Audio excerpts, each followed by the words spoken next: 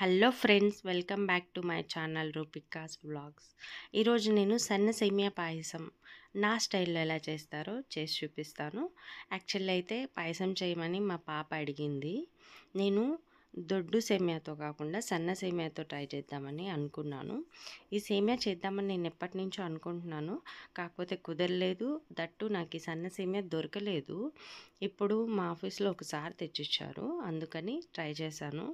First అయితే మనము నెయ్యిలో డ్రై ఫ్రూట్స్ వేయించుకోవాలి. ఆ తర్వాత ఈ సన్న సేమియా ఒక కప్పు తీసుకొని లో ఫ్లేమ్లో వేయించుకోవాలి, లేకుంటే మాడిపోతుందండి. నెక్స్ట్ ఇంకొక బౌల్లో 1/2 లీటర్ మిల్క్కి 1 గ్లాస్ వాటర్ యాడ్ చేసుకొని బాయిల్ చేసుకోవాలి. తర్వాత 1 కప్పు షుగర్ యాడ్ చేసుకోవాలి. ఇలా బాగా మసులుతున్న టైంలో మనం వేయించి పక్కన పెట్టుకున్న సన్న సేమియా కూడా వేసుకోవాలి.